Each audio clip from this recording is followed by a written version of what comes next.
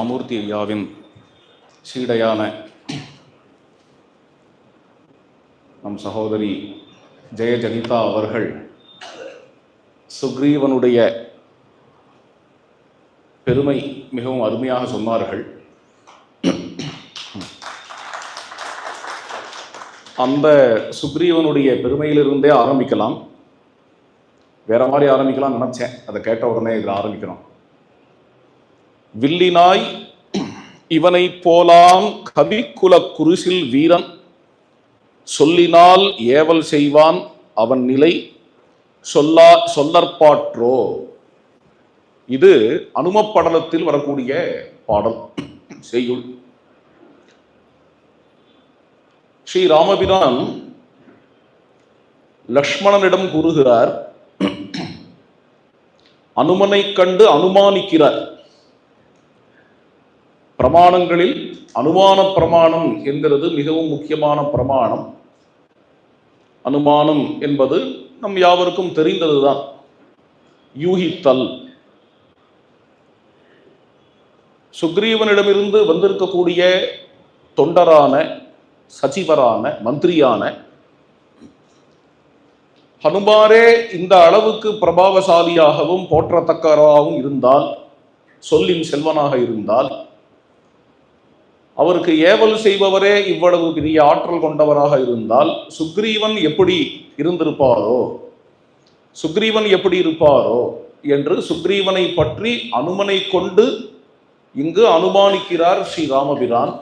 இது அனுமான பிரமாணம். கம்பனில் பிரமாணங்கள், பிரமாணம் என்றால் சான்று என்று பொருள். பொதுவாக பிராமாணிகர்கள், சான்றோர்கள், சான்றை உடையவர்கள், சான்றோர்கள்.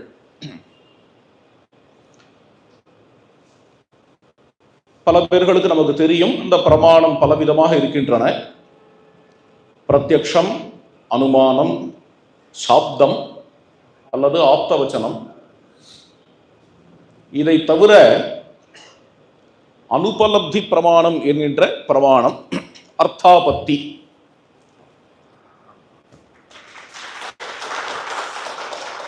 இது எல்லாமே சம்ஸ்கிருத சொல். இவை அனைத்தும் தமிழிலும் இருக்கின்றன. பிரத்யக்ஷம் என்கிறது புலனுணர்வு, அனுமானம் உய்த்துணர்வு, சாப்தம் உரைச்சான்று, உபமானம் ஒப்பு நோக்கு, அர்த்தாபத்தி, சூழ்நிலை சார் உய்த்துணர்வு, அனுபலப்தி எதிர்மறை சான்று. ஒவ்வொரு பிரமாணமும் கம்பராமாயணத்தில் எப்படி இருக்கின்றன என்கிறதை நாம் இப்பொழுது காண்போம். அனுமானத்தில் ஆரம்பிச்சுட்டோம். அனுமானத்துக்கு ஓர் உதாரணம் கொடுத்தாச்சு. இதற்கடுத்தது உபமான பிரமாணம். பொதுவாக ஒரு விஷயத்தை அறிவதற்கான வழிமுறைக்குத்தான் பிரமாணம் என்று பெயர். இன்ஸ்ட்ருமெண்ட் ஆஃப் நாலேஜ் அப்படின்னு ஆங்கிலத்தில் சொல்லலாம். இதுல அனுமானம், உபமானம். உபமானம் என்பது ஒப்பிட்டு பார்ப்பது. தாமரை போன்ற முகம், இது ஒரு அணியாகவும் இருக்கு. உவமை என்கிறது அணியாகவும் இருக்கு. நமக்கு தெரியாத விஷயத்தை தெரிந்த விஷயத்தை கொண்டு ஒப்பிடுவது உபமான பிரமாணம். இதற்கு சில உதாரணங்கள் கம்பராமாயணத்தில். காவிரி நாடு அன்ன கழனி நாடு ஒரு ஈ கங்கை கான் படலத்துல வரக்கூடிய முக்கியமான விஷயம். அதாவது கோசல தேசம் இருக்கே, அந்த கோசல தேசத்தை சோழ நாட்டோட ஒப்பிடுகிறார் கம்ப நாட்டு ஆழ்வாங்க. என்ன நமக்கு தெரிந்தது, நாம் பார்க்கக்கூடியது, காவிரி ஓடக்கூடிய நாடு, அது சோழ நாடு என்று எடுத்துக்கொள்ளலாம். காவிரி நாடுனாலே சோழ நாடு. கோசல நாடு எப்படி இருந்தது என்றால் சோழ நாட்டை போல் இருக்கிறது என்கின்ற வர்ணனை ஒரு உதாரணம். இந்த உபமான பிரமாணம், உபமானம் அளிப்பது என்பதற்கு ஒரு ஸ்தூலமான விஷயத்தை எடுத்துக்கொண்டு அதை எலிவேட் பண்ணுவதற்காக ஒரு சூக்ஷ்மமான உபமானத்தை கொடுப்பது. அதுவுமே உபமான பிரமாணத்துல வரக்கூடியதுதான். சீதை ராமருமாக சேர்ந்து திருமண கோலத்தில் எப்படி இருந்தார்கள் என்கிறதை கூறும் பொழுது, போகமும் யோகமும் ஒத்தார். இது கடிமணப்படலம். எலிவேட் பண்ணுவதற்காக, அதாவது கேட்கிறவர்கள் படிக்கிறவர்கள் அவர்களுடைய மனதை மேல தூக்கிறதுக்காக, எலிவேட் பண்ணுவதற்காக ஒரு வெளிப்படையா நடக்கிற ஒரு விஷயத்தை, சீதாபிராட்டியும் ராமபிரானும் அமர்ந்திருக்கக்கூடிய எழுந்தருள் இருக்கக்கூடிய விஷயத்தை போகமும் இதுல யார் போகம் யார் யோகம்னு தெரியல, ரெண்டு பேரையுமே அப்படி பார்க்க முடியும். போகமும் யோகமும் ஒத்தாருங்கிறதுக்கு ஒரு விளக்கம் இருக்கவே இருக்கிறது. போகமும் யோகமும் எப்படி சேரும்? சேரவே சேராதே. யோகம்ங்கிறது தியாகமாச்சே. அதனால் போகம்ங்கிறத இறைவனை அனுபவித்தல் என்று பொருள் கொள்ளலாம் என்று ஒரு விளக்கம் நன்னா இருக்கு. இந்த விளக்கம் நன்னா இருக்கு.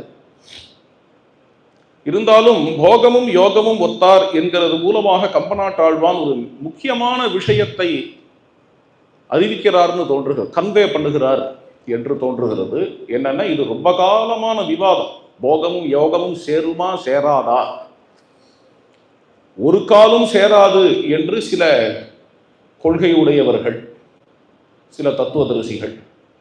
ஆனால் வேத ரீதியாக பார்த்தால் இது சேர முடியும். போகமும் யோகமும் சேர முடியும்.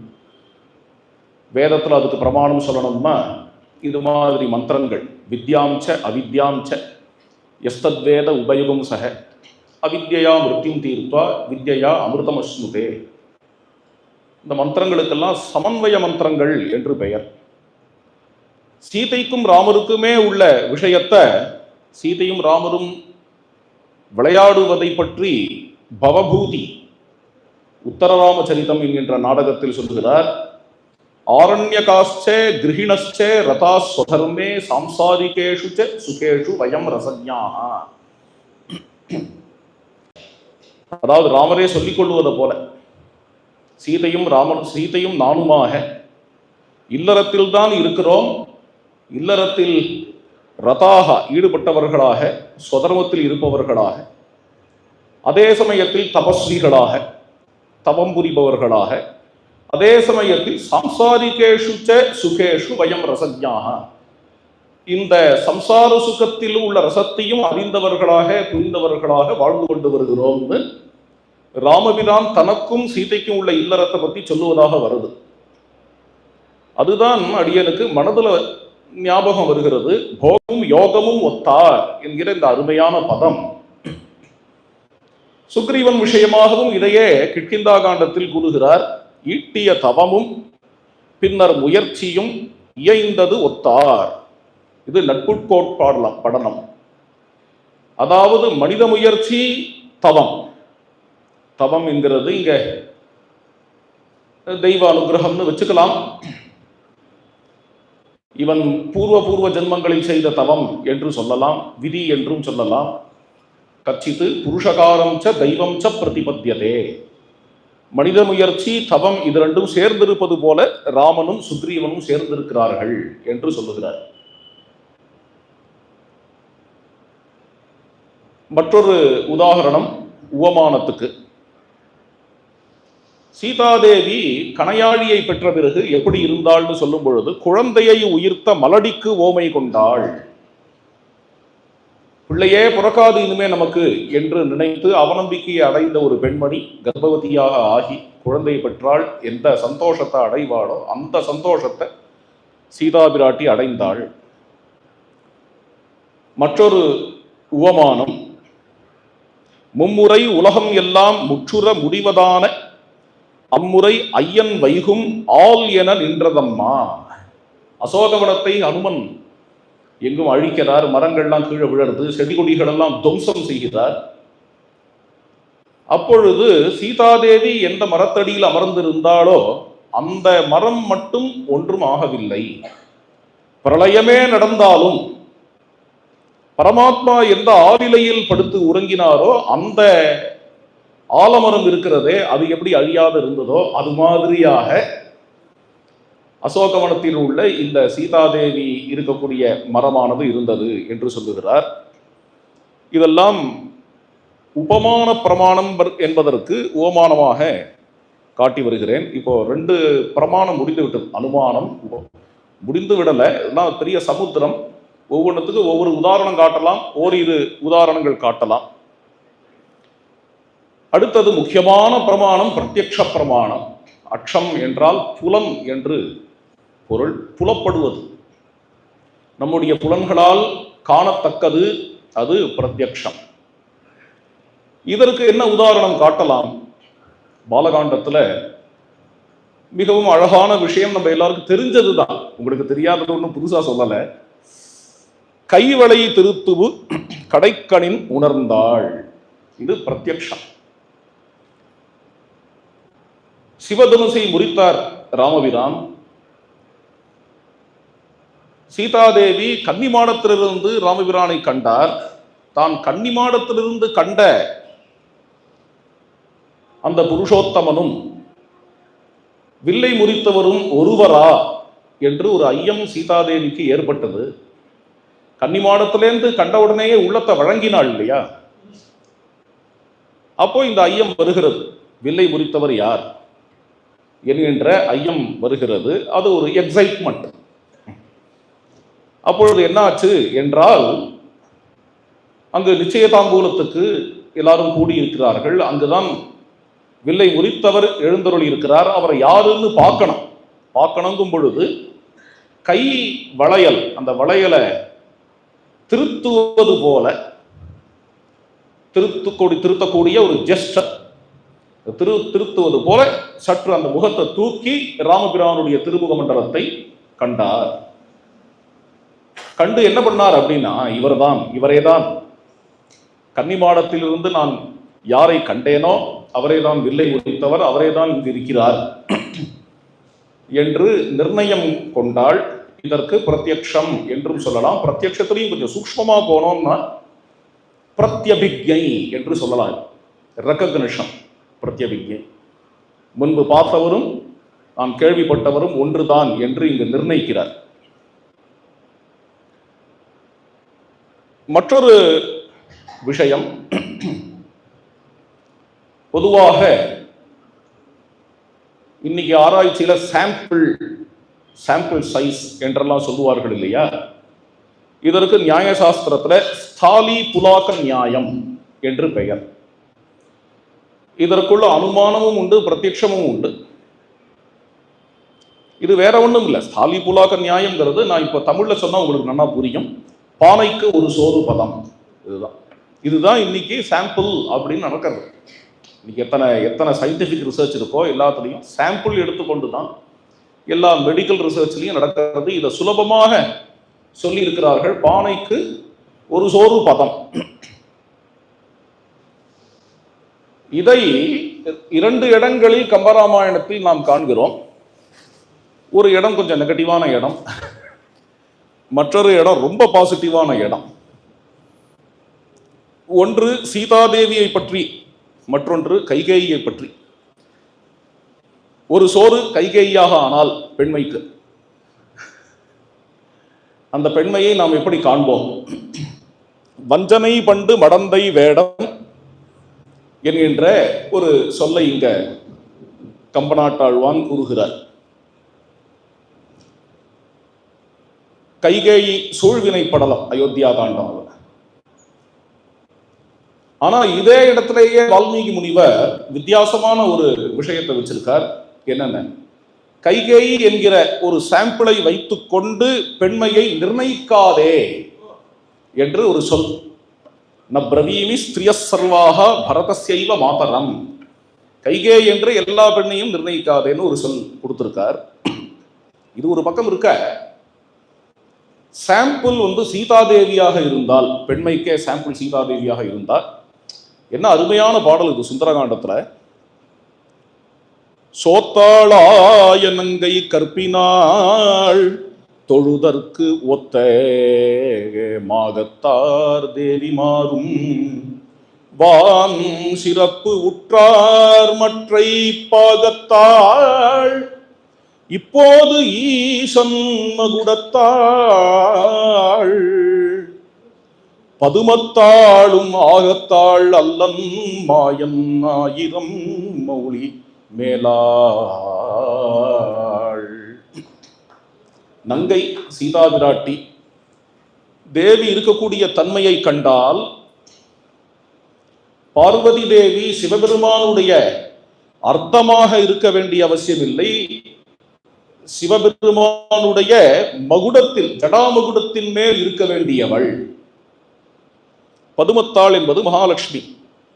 மகாலட்சுமி எம்பெருமானுடைய நெஞ்சில் இருக்க வேண்டியவள் அல்ல, அவளுமே பகவான் நாராயணனுடைய 1000 சிரசுகள் மேல் இருக்க வேண்டியவள்.